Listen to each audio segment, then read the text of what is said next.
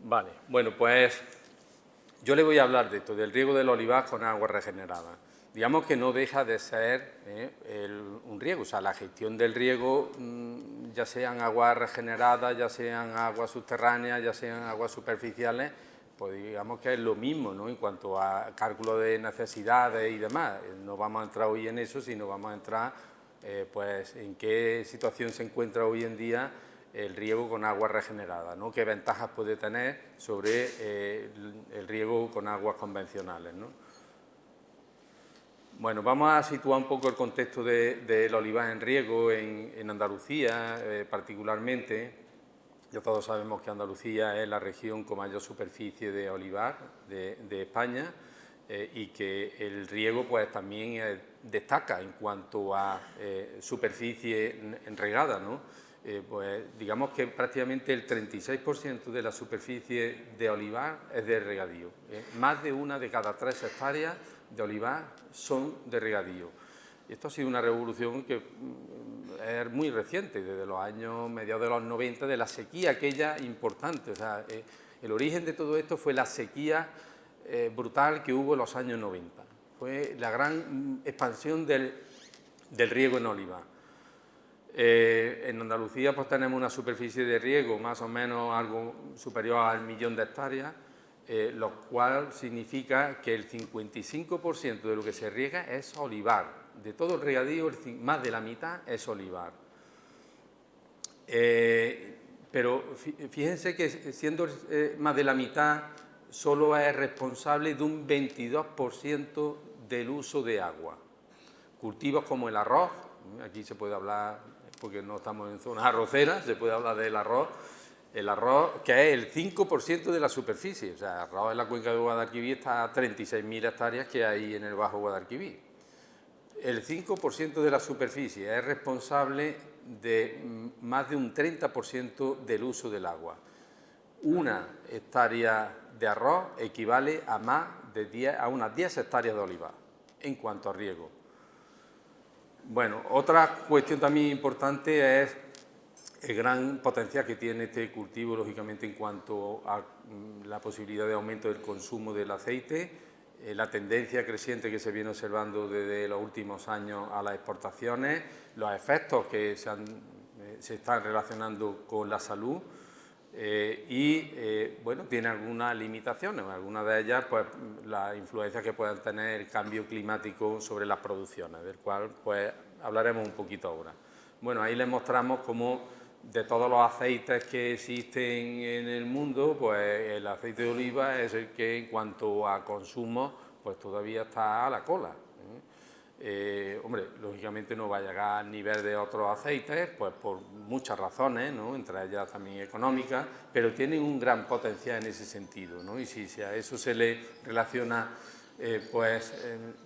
unas propiedades muy buenas para la salud, pues indudablemente el recorrido va a ser aún mayor. Bien, pero hay también algunas cuestiones que tenemos que poner en relieve, que en especial para los agricultores y también para los agricultores de regadío, en los próximos años pues van a ir cambiando las cosas. Entre ellas, el tema, yo lo he subrayado ahí, algunas de las prioridades que la Comisión Europea fijó en noviembre, creo recordar que del 2019, y que eran objetivos para los próximos años. Una de ellas es la lucha contra el cambio climático. Ahí se ha desarrollado un paquete importante que es el Green Deal y todas las estrategias que ha llevado aparejado el Green Deal. Y otro tema importante es el tema de la digitalización. O sea, en fin, pues la transición hacia lo digital va a ser algo a lo que nos tenemos que acostumbrar, ¿no? De hecho, todos los fondos que están viniendo de la Unión Europea, los Next Generation, pues todos van destinados a esas dos cuestiones, transición ecológica y transición digital. No existen fondos para otro tipo de actuaciones, si no se contemplan esas cuestiones, ¿no? La economía circular y el riego con agua regenerada es economía circular. Bueno, pero el regadío también está sujeto a una serie de desafíos que tenemos que responder. Los recursos hídricos pues son los que son, escasos, muy escasos, y en cuencas como la de Guadalquivir especialmente, una cuenca deficitaria estructuralmente, pero además que estamos sometidos a influencias como puede ser el clima o el cambio climático. Y luego hay otra cuestión también que preocupa, que es la dependencia energética. O sea, el agua, digamos por su escasez, la dependencia energética, la energía por su coste. Esas son cuestiones que van a preocupar mucho en los próximos años y a los cuales pues hay que ir dando soluciones, ¿no? Y las hay, vamos a apuntar a lo largo de la exposición algunas de ellas, ¿no? Bien, habíamos dicho que el agua es preocupante por el clima y por el cambio climático. Nuestro clima es así. Nuestro clima es un clima muy irregular. Ahí hay dos gráficas, la de arriba roja, pues indica la evapotranspiración, digamos, la temperatura, aunque lo que representa realmente, como he dicho, es la evapotranspiración. Ahí hay representado unos 20 años, cada puntito es un día. Y claro, lógicamente sabemos que hace más calor y hay más evapotranspiración en verano, en los meses de verano, y eso todos los años es así. Hará más calor, menos calor, pero sabemos que nuestro ciclo es así. Pero en cuanto a la lluvia es muy irregular, no hay ningún comportamiento, ningún patrón de ese periodo que estamos analizando ahí. Y hay un comportamiento errático, o sea, no hay un patrón definido en cuanto a la lluvia, ¿no? Es nuestro clima, y nuestro clima es así. Puede ser que venga una primavera lluviosa, este año pues no ha estado nada más, o puede ser que venga muy seca, o que venga un invierno como ha sido enero, febrero, que no ha llovido prácticamente nada, ¿no? Y eso ocurre un año, pero a lo mejor al año siguiente no, o sea, tenemos un clima muy irregular y que es difícil de predecir.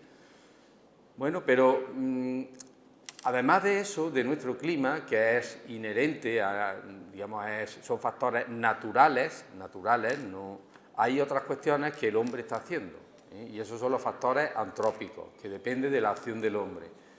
Y esos son lo que denominamos el cambio climático. El clima cambia pues, porque el hombre, con sus actuaciones, por el CO2 y demás, pues está haciendo que pues las temperaturas vayan aumentando, eso condiciona la atmósfera, en fin, hay multitud ya de factores desencadenantes que hacen que el clima vaya cambiando por este hecho, por esos factores antrópicos. Ahí aparece arriba en verde, pues durante un periodo de 22 años, las dotaciones que la Confederación Hidrográfica ha dado en la cuenca de Guadalquivir. Eso en el sistema de regulación general, ellos dan 6.000 metros cúbicos por hectárea. Bueno, pues prácticamente, digamos que 4 de cada 6 años no han dado los 6.000 metros cúbicos por hectárea. 4 de cada 10 años. El 40% hay una falta de garantía de suministro. Si nos centramos en los últimos años, pues eso sube, en los últimos 10 años, eso sube a 6. 6 de cada 10 años, en los últimos 10, no se ha dado la dotación prevista. ¿Y eso por qué ocurre? Pues ocurre porque estamos en una situación, ya lo sabemos, de sequía. Sequía, hay varios tipos de sequía, Hay una sequía agrícola, digamos que pues la tierra está seca y hay sequía, porque no ha llovido, naturalmente. La sequía agrícola tiene que ver con la sequía meteorológica. Cuando hay escasez de precipitaciones, pues estamos en sequía. Y hay una sequía que es la sequía hidrológica, que es diferente a las anteriores. Nosotros este año ha llovido la primavera, no ha habido sequía meteorológica, pero sin embargo tenemos sequía hidrológica, porque Inaja sigue estando por debajo del 30%, no se ha recuperado. Entonces, la sequía hidrológica es la disponibilidad de agua que tenemos en los embalses. Puede ser que un año llueva mucho, pero el embalse no se recupere, y no puedo yo disponer de la dotación que tengo asegurada, ¿no? Entonces, generalmente una sequía meteorológica, escasez de lluvia, desencadena en una hidrológica a la larga. Pero en este momento estamos en sequía hidrológica, la cuenca está en sequía hidrológica. Tiene que llover mucho para que las aportaciones aumenten y los embalses se llenen de agua, cosa que no ha ocurrido. En el mes de abril ha llovido y demás, pero no lo suficiente, ¿no? Bueno, abajo, bueno, a la derecha de la gráfica esa que estaba indicando, aparece una línea discontinua y puntitos. Esos puntitos, cada puntito es la media de 10 años. Y eso arranca en el año 1920, hasta esta década. Y lo que podemos observar es que cuando yo analizo eso, observo que al hacer la media cada 10 años, cada vez llueve menos. Y hay una tendencia. Eso es constatable en todas las áreas que se dispone. ¿Eso se debe al cambio climático? Pues hombre, algo debe de tener el cambio climático aquí de afección, algo debe de tener. En concreto, el porcentaje que baja cada año es un 6%. Eso es lo que se ha observado en esa serie ya de 100 años, que es una serie importante, esta es una serie de la cuenca de Guadalquivir. Bueno, y abajo del todo aparece una distribución ahí un poco rara, que lo que significa son un índice que pues los técnicos analizamos, que se denomina SPI. Es un índice que marca la sequía. Y lo que dice es que cuando está por debajo, es negativo, está por debajo, pues lo que marca es que hay sequía. Y ahí están representados desde los años 20 hasta la actualidad. Y podemos observar que a partir de los años 80, hay bastantes zonas sombreadas aquí por debajo, que son negativas. Y además duran muchos años. Es decir, esos son periodos de sequía. Podemos identificar aquí, por ejemplo, la sequía que hubo esta de aquí, la del 2006. El 2006 fue años también bastante secos. De hecho, el Ministerio sacó el plan de choque para enfrentarse a la sequía. Fue unos planes de modernización que los denominó plan de choque. Y hubo todos estos años de restricciones. Y eso se observa aquí abajo. Y luego estamos viendo aquí esta de aquí, la que estamos ahora, que todavía está inacabada y que, en fin, esperemos que se acabe. Entonces, claramente observamos que a partir de, digamos, de los años 80 estamos aumentando estas zonas. Antes no había sequía, claro que había sequía, pero no duraban tanto, no eran tan frecuentes. Cada 10 años hay una sequía. Ahora quizá ese periodo se ha cortado. Y además no dura un año, puede durar 2, 3, 4 años. Entonces, históricamente en el Guadalquivir hay sequía. Ahora veremos otra tabla después. Pero hay otra cuestión que preocupa, que es que llueve, sabemos que parece que llueve menos. Eso no quiere decir que haya un año que llueva más, pero la tendencia es a una disminución de las lluvias. Pero también hay otra cosa que venimos observando, y que eso ustedes que trabajan en el campo, que lo ven y lo aprecian, ¿no?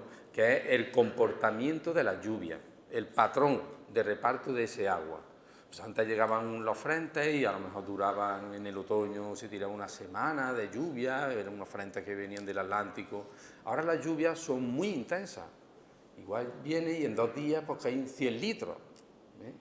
Y se van y desaparecen. Esa lluvia de 100 litros se aprovecha muy poco. El suelo es incapaz de aprovechar 100 litros de lluvia. Eso es, pues se va por escorrentía, si no pasa por el embalse, que posiblemente no pase, pues ya no se regula eso. Entonces, eso es un problema. Estos años de atrás, pues no han sido, desde el punto de vista de precipitaciones, no han sido tan malos. Pero, sin embargo, el comportamiento, fíjense, 2019, 2020, 2021, cómo había ahí unas mesetas, 2019 especialmente, unas mesetas ahí de prácticamente 4 o 5 meses que no hubo nada de lluvia, Y claro, esto en condiciones normales, si no tenemos un regadío, es difícil soportar esta escasez de lluvia durante 4 o 5 meses, que además coincide con la producción de prácticamente casi todos los cultivos, ¿no? Eso se ve en el 2019, 2020, 2021, se observa. Y también se observa como las lluvias, los escalones estos son lluvias acumuladas a lo largo del año. Empezamos a contar en enero, no en en el año agrícola ni en el año hidrológico, que no coincide, curiosamente, en enero, año natural, y se van sumando. Llueve, pues lo acumulo, y así. Esto significa así, y al final lo que tenga aquí es lo que ha llovido. Entonces vemos que hay escalones ahí muy intensos, en un día, 2 días, que llueve mucho y sube, y eso es lo que estábamos hablando anteriormente, ¿no? Entonces hay un comportamiento también, por ejemplo, 2019, fue curioso que llegamos prácticamente a final de año y teníamos unos 300 milímetros, había llovido ese año natural. Y sin embargo, el 18 o 19 de diciembre llovió una barbaridad. O este año, el día de Navidad, me parece que fue, pues también aquí está, el día de Navidad señalado en rojo. El día de Navidad pues también llovió en un día, pues llovió todo un día lloviendo, ¿no? Muchísimo. Entonces esos comportamientos se vienen observando también en los últimos años, ya no son esos frentes que decíamos anteriormente, profundos de muchos días de agua. Bueno, las sequías yo decía que son históricas en la cuenca del Guadalquivir. Este cuadro está sacado precisamente del plan de sequía que tiene la cuenca y se ve como, bueno, pues hay sequías en los años 40 que duran un año, otras que duraron en el 52 3 años, en el 71 5 años, en el 79 4, o sea que sí hay sequía. Y estas últimas, a partir de los 70, pues las vemos aquí, sí que duran algo más, duran más de un año, más de 2, más de 3, y eso, en fin, es lo que puede preocupar, ¿no? Pero históricamente ha habido sequía y vendrán años mejores, ¿no? El segundo tema que yo les decía es la energía. Si vamos a regar, vamos a tener consumo de energía, y eso hay que tenerlo en cuenta. El agua, en fin, es cara porque la energía es cara. El agua es escasa, pero es cara porque la energía es cara y hay que elevarla y cada vez los consumos energéticos, los costes energéticos son mayores y eso hay que también tenerlo en cuenta de cara a la productividad. Fíjense ustedes que ahí comparamos, estos son los precios diarios de la energía de este año y del año pasado aquí abajo. ¿Vale? O sea, el pico este grande que hubo aquí fue un día en marzo que nos llegamos a 550 euros en megavatios, pero la media está por encima de 200. El año pasado por esta fecha eran 50, es decir, 4 veces más el coste de la energía hoy día que hace un año, 4 veces más. Y eso se ve también aquí, que aparecen los costes medios de la energía mensuales de todos los abriles desde el año 98. Y este es el abril de este año, está en torno a 200 euros el megavatio. El año pasado, pues era eso, lo que hemos dicho, unos 50 o cosas así, pues 4 veces más respecto a lo que hace un año teníamos. Por mucho gas que sea el coste marginal que marca, vamos a ver si eso se tiene en cuenta. Yo creo que el precio de la energía bajará, pero no bajará a los niveles del año pasado, seguro que no. Igual que tampoco va a bajar los combustibles, no van a bajar al precio que tenían el año pasado, seguro que no. Bueno, ¿cómo podemos nosotros entonces actuar ante este panorama que parece un poco dantesco y, en fin, y puede ser que nos quite las ganas? Bueno, pues en el tema del agua sabemos que la única alternativa que tenemos ya, porque debido a la escasez y al déficit estructural y a la prohibición de aumento de la superficie de riego, por qué no decirlo, la cuenca de Guadalquivir, porque en la cuenca de Guadalquivir no se puede aumentar la superficie de riego, salvo de las aguas regeneradas, que hay posibilidades y ahora vamos a analizarlas. Entonces, la gestión del agua la podemos mejorar incorporando eso, el uso de aguas regeneradas. Son una fuente de suministro alternativo. Además, reducimos el aporte de contaminantes a los cauces. Aportan elementos nutritivos al suelo porque las llevan las aguas. Y una cuestión muy importante, mantenemos una garantía de suministro. Al igual que este año pues hay un recorte importante en las concesiones, cuando se usan aguas regeneradas no hay. Todos los años mantenemos la misma dotación, porque su fuente es diferente a las aguas superficiales. y fomentamos una economía circular de hacer de un desecho un aprovechamiento. ¿Y cómo podemos reducir la dependencia energética? Porque depurar las aguas tiene su coste, lógicamente, y sobre todo el transporte de esas aguas regeneradas, el tratamiento terciario y la puesta al usuario, pues tiene un coste energético, ¿no? ¿Cómo podemos nosotros, digamos, reducir esa dependencia energética? Pues el uso de energías renovables puede ser una alternativa muy interesante, pero que muy interesante. Bueno, ahí lo cito, un plan de acción para la economía circular, que la Unión Europea estimula, y esto forma parte de eso, de una economía circular, donde apoya los regadíos con agua regenerada. Esto lo tiene también que asignar, lógicamente, las demarcaciones de cuenca. Hay un marco normativo que ahora lo veremos, que precisamente tiene que cumplir el uso del agua regenerada, y teniendo en cuenta todas estas acciones que estimulan la economía circular y el uso de este tipo de agua, pues en el segundo ciclo, estamos ya en el tercer ciclo de planificación hidrológica. En el segundo ciclo, la Confederación, el Plan Hidrológico de Guadalquivir, estableció 20 hectómetros cúbicos para el riego de agua regenerada, del cual se han beneficiado pues, muchas comunidades regantes, y otras que no han podido beneficiarse, lógicamente, pues tendrán que volver, supongo, a hacer la solicitud con los nuevos criterios que ahora en el tercer ciclo de planificación hidrológica, que ha empezado ya, pues también ha establecido la Confederación otros 20 hectómetros cúbicos para el riego con agua regenerada, ¿no? Entonces es una posibilidad de aumento de la superficie de riego. Esto da para el riego pues prácticamente de en torno a 16.000 a 1.200 metros cúbicos por hectárea aproximadamente, o cosas así, pues algo más de 16.000 hectáreas pues, se puede aumentar. Bien, lógicamente el agua, para aprovecharla, necesitamos que esté depurada, o sea, a través del agua residual bruta, que pasaría del municipio a la EDAR. Gran parte de los municipios pues tienen ya su EDAR construida, porque así la directiva marco lo exigía.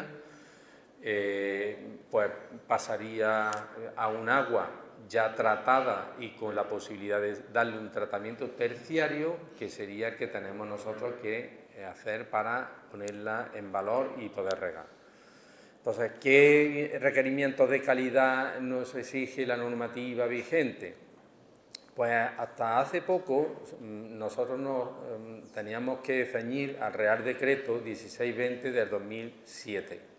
Era un decreto español bastante completo, muy completo, pero que lógicamente desde mayo, no sé si fue el 23, 25 de mayo del 2020, apareció el reglamento de la Unión Europea, el 741.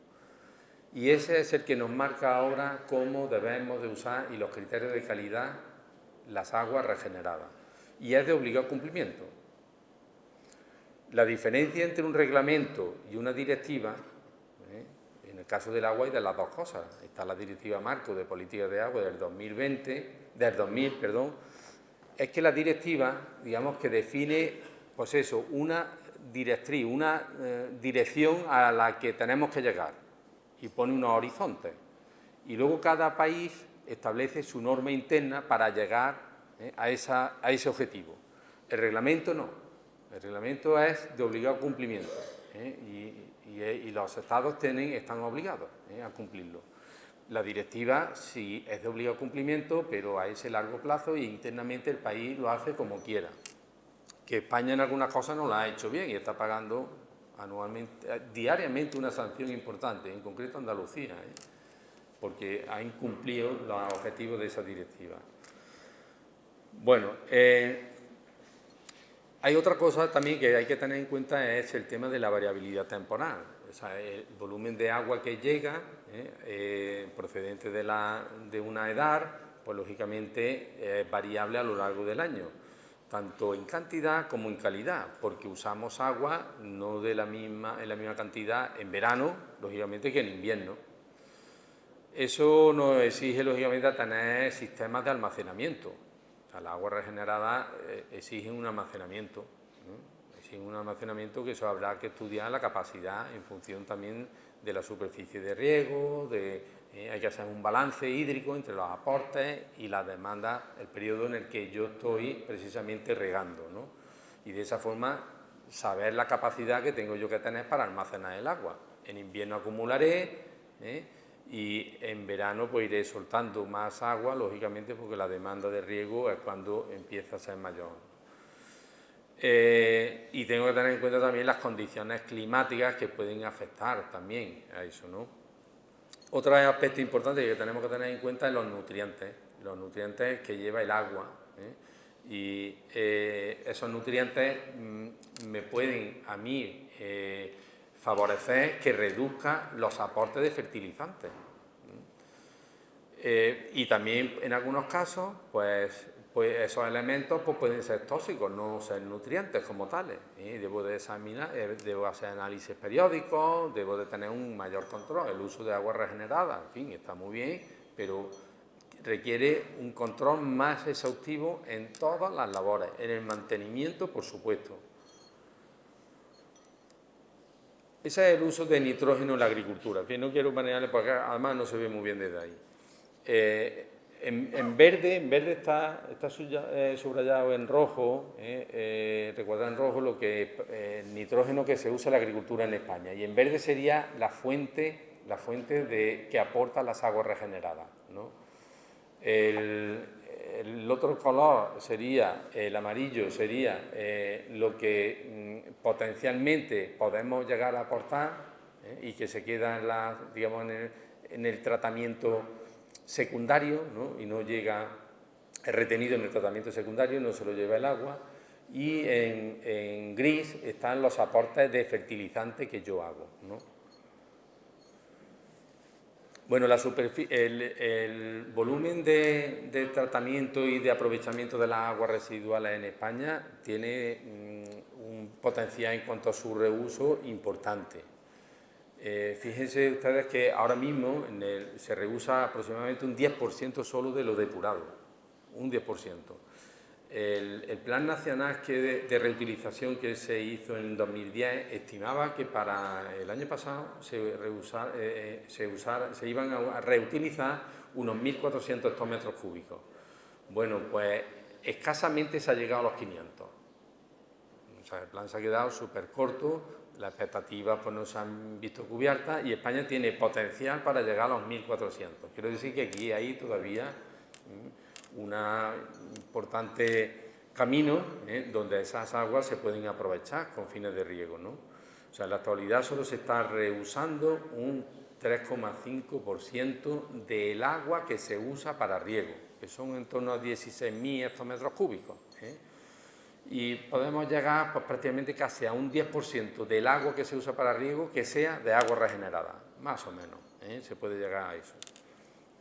Esto varía mucho por autonomía. Andalucía pues es la verde, y en Andalucía estamos quizás por debajo de cualquier otra autonomía.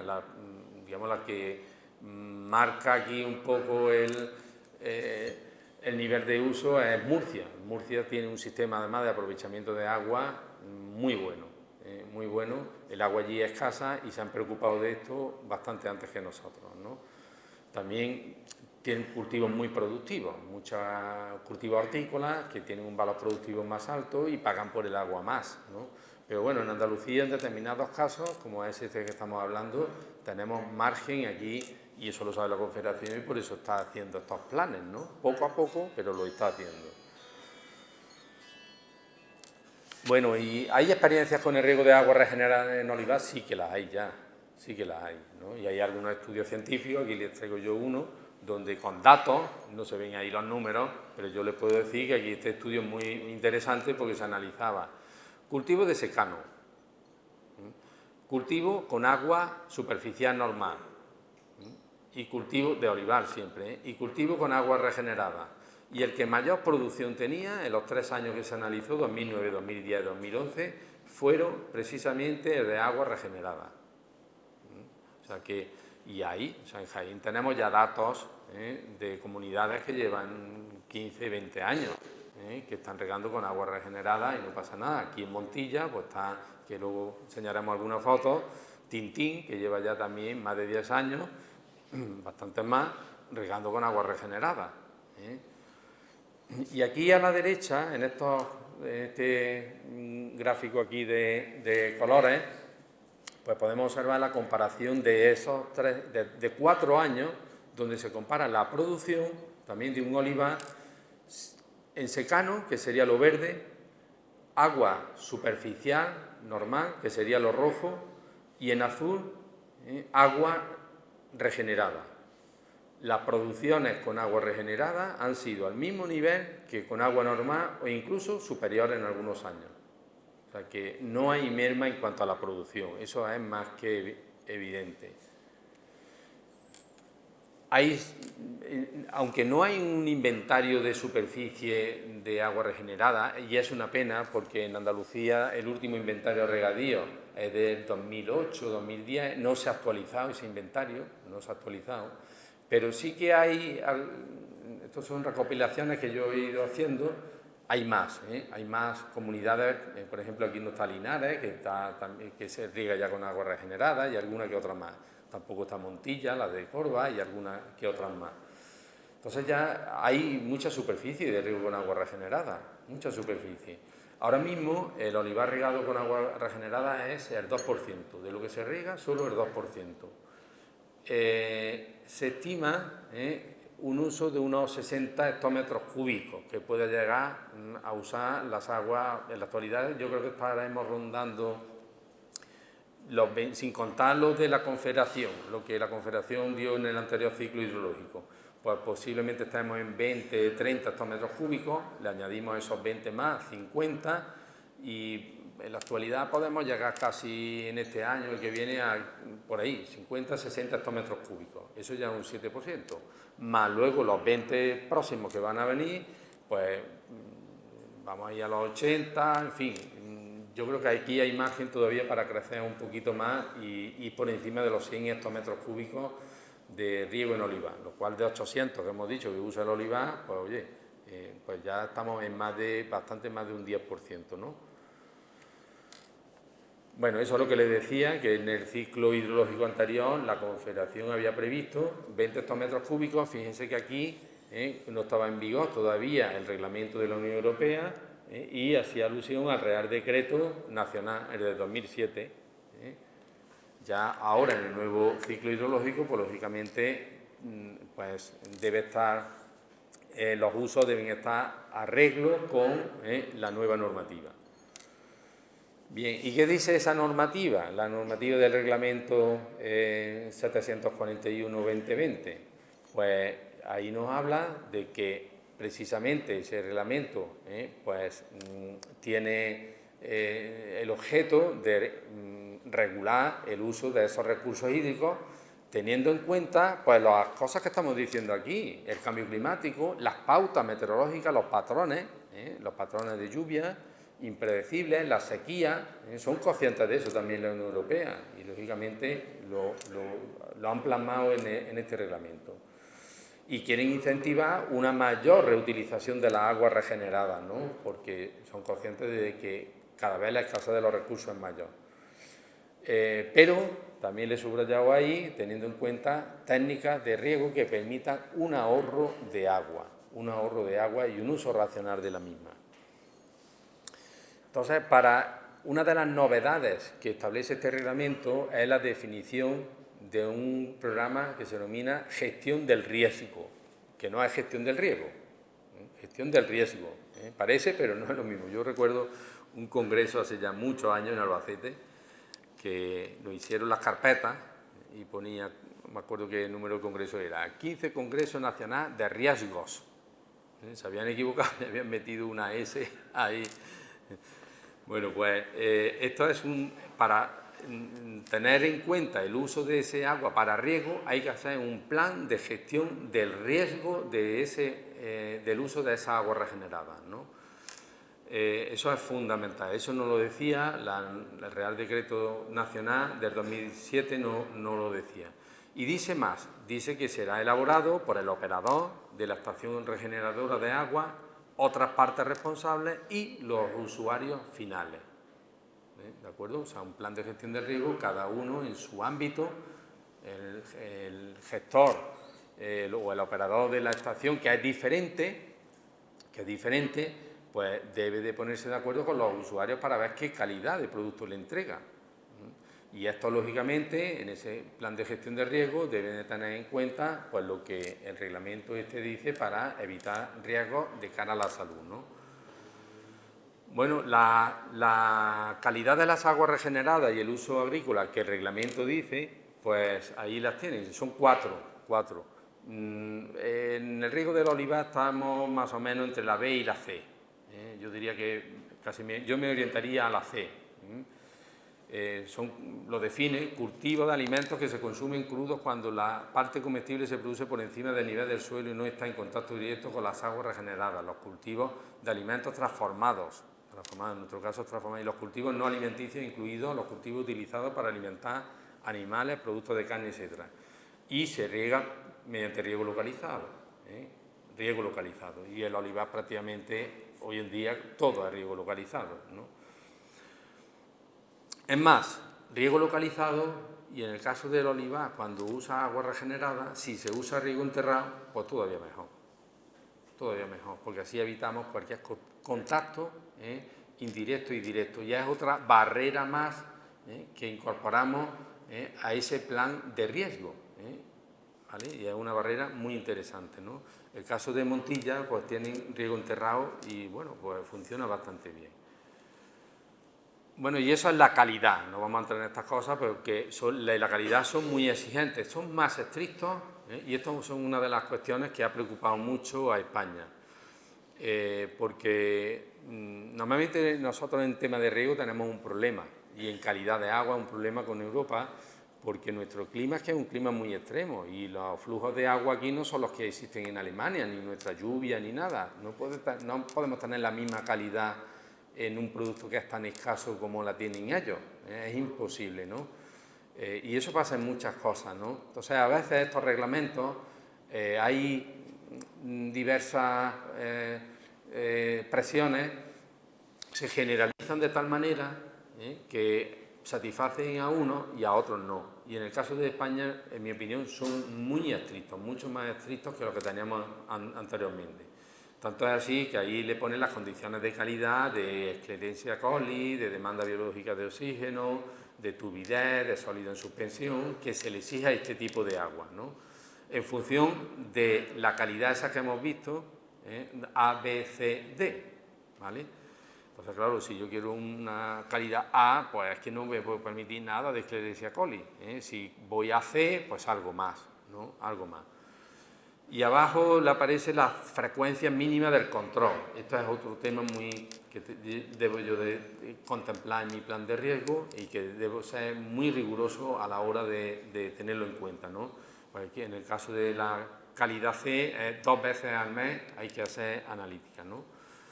Fíjense ustedes que yo le pongo ahí una directiva que hay relativa a la gestión de la calidad de la agua de baño.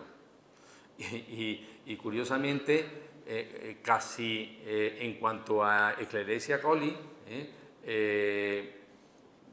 hay una calidad que es buena, que nos marca lo mismo que lo que habíamos visto anteriormente para riego. O sea, que han sido tan exigentes que casi el agua tenemos que darla con una calidad equivalente a la calidad del agua de baño. O sea, eso es un tema que, lógicamente, hay 3 años, me parece que son para adaptar la normativa esta de la Unión Europea, pero aquí va a haber problemas, porque son muy exigentes la calidad. Bueno, esto es simplemente un ejemplo de que puede ser muy bien trasladable aquí a Puente Genil, porque me había dicho el presidente que la superficie de riego que se baraja son en torno a 1000 hectáreas. Esto es un ejemplo de, por ejemplo, una población de 23.000 habitantes, Puente Genil no sé exactamente ahora, pero estará más o menos 20 y poco, ¿no? 20 y tantos por ahí estará, ¿no? Que puede ser favorable a Puente Genil, ¿no? Lo que planteo aquí es simplemente qué cantidad de agua aportamos con la agua regenerada, teniendo en cuenta el consumo, el agua regenerada con una eficiencia, lógicamente, la demanda de riego, en torno a unos 1.500, la superficie que se podría regar y los fertilizantes que se aportan con esos efluentes, ¿no?, de agua regenerada. Y abajo el equivalente a fertilizante que se aplicarían de nitrógeno, fósforo y potasio, teniendo en cuenta más o menos las componentes de esos elementos en una agua doméstica normal y corriente, que eso se conoce ya de datos de la bibliografía y demás. Lógicamente habrá otros elementos que habrá que examinar, ¿no? Pero eso más o menos en todas las poblaciones, si no hay cosas raras, el comportamiento es el mismo, ¿no? Entonces eso sería lo que se aportaría por hectárea y año de esos componentes, ¿no? Yo tengo que analizar con mis necesidades de fertilización en mi olivar, si estoy por debajo o por encima de eso, y en algunos casos que no es necesario ni abonar. No es necesario ni abonar. Bueno, entonces nosotros en estos años hemos trabajado precisamente en esto, en el fertirriego, en un programa, en un grupo operativo que hemos tenido con la Federación de Comunidades Regantes de Andalucía, FERAGUA, el CENTA, que es el Centro de Tecnología del Agua de Andalucía, que es especialista en depuración, la Comunidad Regante de Tintín, y bueno, había de socios también que cooperaban, Regabet, Toscano, Agua de Montilla, que era el operador, el que gestionaba la edad, ¿no? Y la Universidad de Córdoba, también como socios beneficiarios, ¿no? Hay socios beneficiarios, que son los que están a la izquierda, y a la derecha los colaboradores, ¿no? Bueno, pues este proyecto se denomina Reutivar, ahora va a empezar la segunda fase del proyecto. O sea, Reutivar 2, también nos han concedido financiación y vamos a seguir trabajando en esta línea. Nosotros en Reutivar, que repito, lo hemos estudiado ahí en Tintín, esa es la comunidad de Tintín, abajo se ve la balsa, se ven dos balsitas, bueno, una balsa grande y una balsita pequeña. La balsita pequeña viene directamente de la depuradora y es una balsa de decantación. Y luego viene la balsa grande, donde se almacena el agua, y después de la balsa está la estación de bombeo, donde ya se le hace allí una filtración. O sea, aquí la depuración del terciario es mediante filtración. También ahí están todos los elementos allí de aplicar fertirriego, pues ellos aplican fertirriego y no tendrían que aplicar fertirriego, pero lo aplican. Y también productos desinfectantes, ¿no? Ahí se ve la depuradora de Montilla. Hay un esquema más amplio de las balsas y una foto de las balsas, ¿no? Y el sistema de filtración. Esa es la filtración que tiene, la estación de filtración. No sé si la conocen, la instalación esta. Y esta es una finca donde nosotros llevamos a cabo un poco la experiencia en estos 2 años, ¿no? Esas son las características que tienen. Allí el riego es muy centralizado, lo gestiona la propia comunidad, el agricultor no riega cuando quiera, sino cuando dice la comunidad, para ahorrar también costes energéticos, y todos tienen los mismos goteros, y la instalación es exactamente igual, y a todos les va a corresponder las mismas horas de riego. Tienen goteros enterrados, y esa es la planificación que ellos establecen. La van cambiando, ¿no? Riegan normalmente pues 4 días a la semana, aunque esa estrategia la van cambiando de acuerdo también a la adaptación al ciclo fenológico del cultivo, ¿no? Pero generalmente es martes, jueves, sábado y domingo. Sábado y domingo es porque la energía es más barata, ¿vale? Y los martes y los jueves de noche, o sea, el riego es de noche, para evitar también precios excesivos, ¿no? Eso son la aplicación de fertilización centralizada que hacen ellos, la cantidad. Fíjense que nos salía a nosotros antes más aportes de estos elementos con el agua del ejemplo que hemos puesto que los que ellos aplican ahí, con lo cual eso, digamos, va en relación a las necesidades que tendría la planta según los estudios que ellos hayan hecho, ¿no?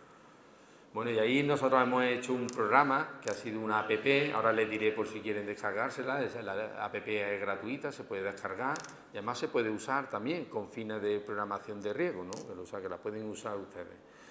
Y la app esta además ha tenido mucho éxito, nos han dado varios premios, entre ellos el Premio Andalucía Medio Ambiente, Y bueno, pues tiene en cuenta los datos climáticos, los datos de suelo, los datos, el marco de plantación, el tipo de gotero, el plan anual de fertilización, la cantidad de nutrientes que lleva el agua regenerada, y con eso nos va dando la APP cuánto tiempo tenemos que regar y el plan de fertilización, si es necesario. Bueno, esa así está dividida.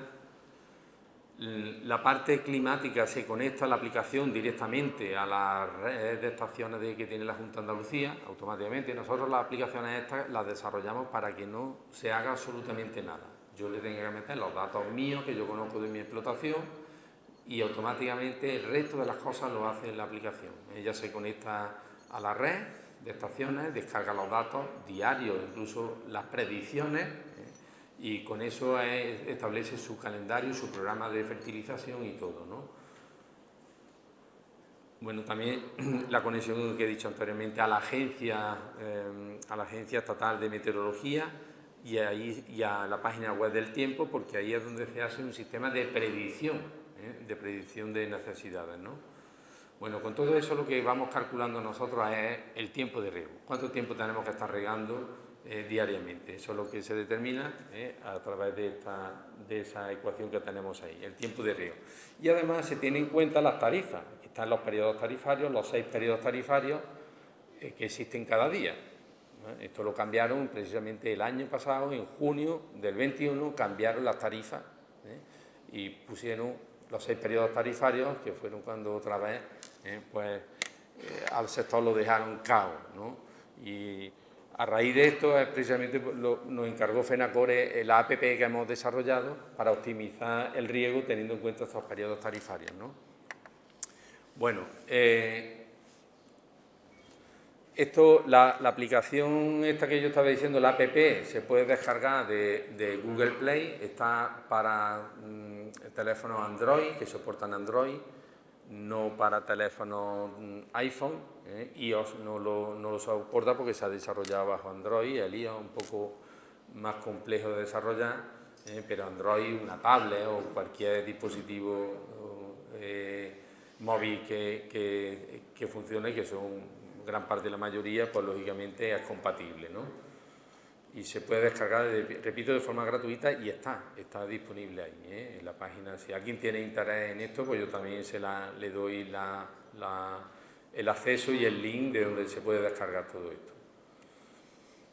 Y en la página web reutivar.eu, esta que aparece aquí, que es la página web del grupo operativo, pues hay también información interesante sobre un manual de fertirriego de precisión de olivas con agua regenerada.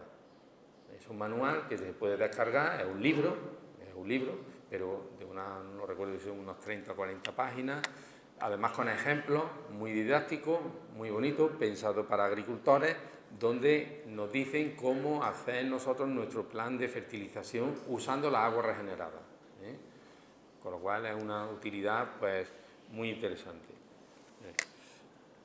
Bueno, y la APP, que no vamos a entrar en detalle, la APP, pues una APP parece compleja, pero es muy fácil de usar, y ya he dicho que hay que introducir los datos del propio agricultor y luego lo demás lo hace todo ella. En fin, vamos a pasar de largo, tampoco. Es muy didáctica, nos da el plan de riego. Aquí abajo va dando por semana, diariamente, el plan de riego que tengo yo que dar en horas de riego. Lo cual, pues a veces hay aplicaciones que nos dicen tantos milímetros. Bueno, pues eso, ¿cuánto se corresponde? ¿Cuánto tiempo tengo yo que estar regando? Que es la variable de manejo más importante que tiene un agricultor es el tiempo. Eso es lo más importante, no la cantidad de agua, porque para eso tengo que medir, y a lo mejor yo no mido cantidad de agua, pero el tiempo sí lo podemos tener controlado. Y nos da gráficos de cómo es el volumen de agua en el suelo, cómo va evolucionando a lo largo de la campaña. Un gráfico parecido a este es un gráfico ya al final de campaña, donde aquí se ha hecho una gestión. Se pueden hacer varios planes de gestión. O sea, yo puedo dar un riego deficitario, puedo dar sostenido, como es este. O sea, siempre aplico la misma cantidad de agua. Esto es un riego sostenido, deficitario pero sostenido. Puedo dar un riego deficitario controlado, pues que doy a lo mejor pues más agua en abril, mayo, en la floración, y luego recorto en julio, agosto, vuelvo a dar más agua en septiembre, jugando con, digamos, el ciclo fenológico del cultivo, ¿no? Y ese también lo tiene en cuenta, ese me parece que hay contemplado aquí, en este, recortamos en verano y luego volvemos otra vez en septiembre a dar más agua, ¿no? Esto es un riego deficitario controlado, ¿no? Esto es muy interesante en el olivar hoy en día, esta estrategia de riego, porque el olivar no tiene las mismas necesidades de agua a lo largo desde abril hasta septiembre. Eso está comprobado y se han hecho ya multitud de estudios y se tiene súper estudiado. Abril, mayo, en la época de floración, de cuajado, del fruto y demás, es importante que tenga agua.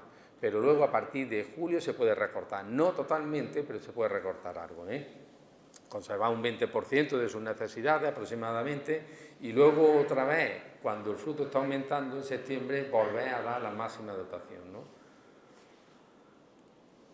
Bueno, pues entonces se contempla todo eso, la evolución abajo de la humedad en el suelo, o sea, todo eso lo hace la APP. Y además luego, pues podemos comparar cuánto, en el caso de estudio cuánto dio la comunidad de regantes y cuánto la APP, esta Reutivar, aconsejaba, ¿no? Y fíjense ustedes que la comunidad de regantes, esto es lo que dio, esta es la cantidad total que aparece aquí, y la aplicación Reutivar, de acuerdo porque nosotros hicimos estudios de nivel de fertilizante en hoja en el mes de julio, creo recordar que era, y lo analizamos hicimos analítica del agua y al final el programa pues dio un consejo de que no había que aplicar fertilizante, que era suficiente. Por eso aquí dice aplicado de fertilizante 0, no es necesario aplicar fertilizante y el ahorro potencial que esto supuso, pues se cuantificó en aquel tiempo, 45 euros. Hoy posiblemente el fertilizante, saben ustedes que ha subido, pues no sé si 2 o 3 veces, pero ha subido bastante. No sé si proporciona la energía, pero bastante. Con lo cual esto pues es posible que llegue a 90 euros en cuanto al ahorro de fertilizante, ¿no? Bueno, ya para no extenderme mucho más, el tema de la energía, ¿no? La energía. Vamos a ver, la energía es algo que esto cuando se hace una inversión en riego, pues muchas veces no se le presta la suficiente atención, porque es un coste que no se presenta en la inversión, sino que es un coste que da la cara luego después, cuando yo hago uso del agua, cuando tengo que pagar la factura de luz, entonces cuando me doy cuenta precisamente de la situación en la que estoy, ¿no? Y esto de las modernizaciones, pues esto no lo habían contemplado, la energía era muy barata y ahora en algunas comunidades de regantes pues están asfixiados, pues no les salen las cuentas, al precio de la energía no les salen las cuentas, ¿no? Entonces, ojo con esto porque hay que tenerlo en cuenta cuando yo hago el proyecto y tengo que establecer un estudio energético ya, igual que hago un estudio de tubería, un estudio energético. Y si contemplo energía fotovoltaica, tengo que hacerlo también en ese momento, porque debo de tener en cuenta cómo voy a gestionar yo el riego, porque la energía fotovoltaica tiene una limitación, que solo tenemos 1.600 horas al año de energía de radiación. 1.600 horas. Más o menos una campaña de riego en olivar está rondando las 900.000 horas. O sea que aquí tenemos colchón y tenemos posibilidad de aprovechar la energía fotovoltaica. En el caso del olivar está súper estudiado, pero tengo que hacer las dos cosas, el diseño de forma conjunta. Si hago un diseño nuevo y voy a incorporar energía fotovoltaica, hay que integrar las dos cosas, la hidráulica y la energía. Es muy importante, porque ese problema se presenta ahora en muchos casos, que tengo ya la instalación hecha, ahora quiero poner energía fotovoltaica y es complicado las dos cosas integrarlas. En algunos casos por problemas de gestión, porque no dispongo de horas suficientes, por 1000 causas, porque no se han hecho las cosas pensando precisamente en esa alternativa de energía, ¿no? Bueno, tratar el agua residual es caro. Ahí tenemos el coste del agua residual, está aquí más o menos. La reutilización del agua residual también tiene energía. Puede llegar a eso, ¿no? A veces se quedan menos, pero tiene, porque yo tengo, igual la depuradora está en una punta y yo me tengo que llevar la energía, el agua a una balsa y luego tengo que meterle presión para llevarla a la red. O sea, la comunidad de Tintín tiene una red de más de 40 kilómetros. O sea, ahí tiene un consumo energético importante.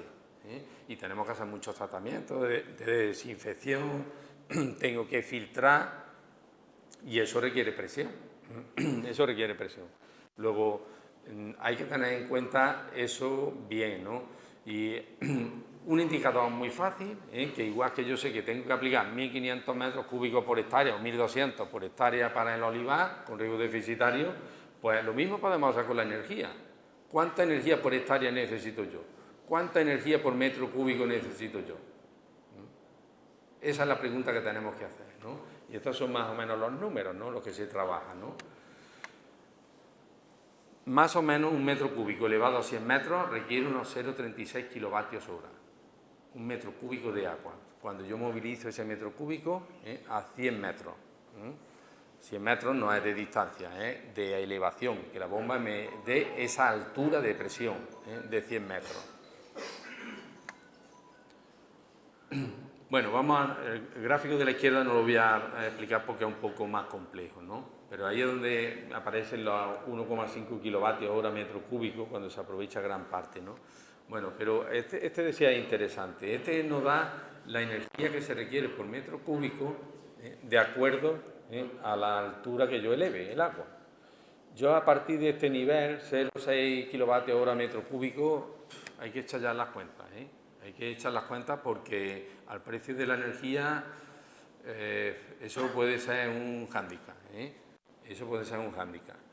Hay que tener en cuenta que nosotros bombeamos mucha agua, más de 1.000 metros. Los consumos de energía, más de 1.000 metros cúbicos, 1.000 metros cúbicos serían 600 kilovatios hora, kilovatios hora hectárea y año. Más de 600. Pues son 1.500 más o menos, en torno a 1.000 y pico. Al precio que está la energía, que estamos diciendo 200 euros, que son 0,2 euros el kilovatio hora, pues 0,2 euros por 1.000 kilovatios hora al año, pues son 200 euros por hectárea. Nada más que regar. Nada más que regar. 200 euros es esto. En fin, son cuentas que hay que echar, ¿no? Esto es un estudio que yo ya hice algunos años sobre precisamente la energía, qué influencia tenía la energía, que yo no podía imaginar que esto subiera tanto, ¿no? Pero con un precio que no era entonces nada, 11 céntimos. Y estamos hablando ahora que estamos a 20 céntimos, 200 euros al megavatio. Sí, 2 veces más y hasta 3 veces más, pero 11 céntimos, 11 céntimos el kilovatio, es lo que yo ponía ahí. Y yo comparaba dos situaciones. Una producción optimista, 11.000 kilos por hectárea. Vamos digamos, a poner el símil de que es un olivar esto en seto. En seto que tiene unos costes de 11 céntimos por kilo. Que eso es unos costes, a lo mejor ese olivar, vosotros tenéis más de números, pero puede llegar a eso, ¿no? Y abajo está, todas esas líneas que aparecen, pues cada color corresponde al beneficio, es decir, cuando yo tengo en cuenta un rendimiento, me parece que yo consideraba aquí del 20%, algo así, un rendimiento de aceite, ¿no? Pues descontando el precio de venta de los costes y el precio de venta considerando cada curva de esas, que aparece P igual a 1,7, P igual a 1,9, es el precio del aceite. 1,7 euros el kilo de aceite, 1,9 euros el kilo de aceite. Hubo unos años que fueron fatales, malísimos, hace 5 años por ahí. y está la expectativa que se recupere más, ¿no? Pero son unos precios muy bajos, como pueden ustedes ver. El precio más alto que yo considero es 2,9 euros el kilo de aceite. El beneficio, lógicamente, cuanto mayor sea el precio del aceite, mayor la curva. Esta de aquí está en lo alto, más beneficio tiene aquí. Aquí digamos que da beneficio todo, da todo. O sea, aquí abajo tengo yo alturas de elevación, que elevo el agua. Yo aquí me interesaba comparar costes de energía, ¿no? Y estos beneficios a euros por hectárea, ¿no? Daba todo beneficio. Pero ahora yo me voy a un olivar que no es este, un olivar con más costes y con menos producción. Un olivar, digamos, tradicional, un olivar que en algunos casos puede asemejarse a los que puede haber aquí. Un olivar de 6.000 kilos por hectárea, que no está nada mal tampoco, pero triplica los costes anteriores. Y el precio de la energía lo mismo. Fíjense que algunas de las curvas que había antes han desaparecido. En concreto, la curva de 1, cuando el precio del aceite es muy bajo, cae casi por debajo de 2 euros el kilo, pues es que no da beneficio. Que no da beneficio. Hay otros, pues lógicamente, que sí tenemos beneficio, pero depende también de la altura de elevación. Este ya no empieza a ser rentable. Esto da unos márgenes muy pequeños. O sea, quiero decir esto, que ahora estamos en una situación donde los costes se han disparado, en especial el coste de la energía, no es ese que aparece ahí, y los precios del aceite, pues sí, también parece que, pero no han subido tanto como los costes, ¿no? Y ojo con esto porque, en fin, podemos tener problemas importantes, ¿no? La energía solar, yo hablaba que es una buena alternativa. Esto es un ensayo que tenemos nosotros allí en la universidad, donde regamos el banco de germoplasma. Ahora les mostraré una foto. Lo regamos con agua, con energía fotovoltaica. Son unas 13, 14 hectáreas, pero se riega con una planta de unos 18 kilovatios, ¿no? La energía fotovoltaica en España ha pegado un subidón en los últimos años terrible. Si comparamos hace 4 años, 2018, con la situación del 2021, es que en el 2018 teníamos una potencia, que es lo que aparece ahí en megavatios, de 4.000 y pico megavatios, y ahora tenemos 15.000, un 300%. Pues prácticamente en nada, en 2018-2021, en 3 años. Estamos en un boom, una explosión enorme. Esta es la potencia fotovoltaica en España que existe actualmente, 15.000 megavatios. O sea, ha pasado la energía fotovoltaica a ser, aquí abajo, la cuarta fuente de energía. ¿Vale? Ya estamos muy cerca de la hidráulica, muy cerca, yo creo que la vamos a superar ya mismo, porque esto sigue subiendo, sigue subiendo. La eólica con la fotovoltaica, hoy en día, pues fíjense, llega pues prácticamente casi a los 45.000 megavatios, lo habrán pasado ya, seguro, ¿no? Y eso es lo que les decía, que nosotros tenemos una pequeña experiencia piloto allí, en el banco de germoplasma, que es una plantación que tenemos ahí. Esta es la finca de la universidad, la parte está norte, donde está el Banco Mundial de Variedades del Olivo. Este es el Banco Mundial de Variedades, ahí están, pues no sé si son más de 600 variedades de todo el mundo, y hay varios ensayos también, estos son olivares en seto, y esto es un ensayo de orientaciones, ¿no?